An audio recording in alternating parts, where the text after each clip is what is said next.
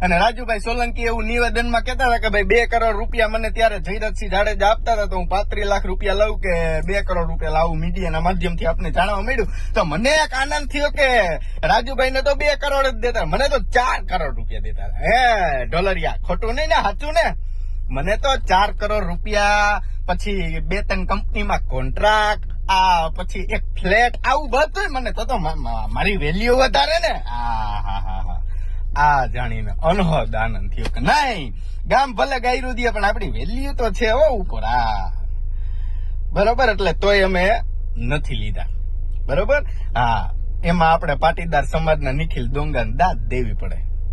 એટલું ભોગવું, 10 વર્ષ જેલ કાપી, પૈસામાં ધોવાઈ ગયા, ધંધામાં ધોવાઈ ગયા, ગ્રુપ લેવલે ધોવાઈ ગયા, સમાધાન તો નહીં જ. બીજી વાત નહીં. અને હજી કઉ છું, હજી હું જેલમાં જાઉં ને મિત્રો, એટલે મને ટાઈમ મળી જાય પ્રૂફ પુરાવા ભેગા કરવાનો, પછી પ્રૂફના એનાલિસિસ કરવાનો. મને જેલમાં પૂરતો ટાઈમ ને ફૂલ સેફટી, કોઈ ઉપાધિ નહીં. નો બીક કે ડેલે પોલીસ આવી છે, કે નો બીક કે હમણાં આ થાય, કે હમણાં આ ગુનો નવો થાય, કઈ થાય જ નહીં. જેલની કસ્ટડીમાં હોય એટલે પતી ગયું. ત્યાં મને આ લેસન કરવાનો ટાઈમ મળી જાય, એટલે મને કોઈ વાંધો નથી અને કાંઈ પણ વાંધો નથી. ગુજરાત પોલીસનો આમાં હું 1% વાંક નથી ગણતો. એની પ્રોસેસ કરે, આપણે આપણી કરવાની.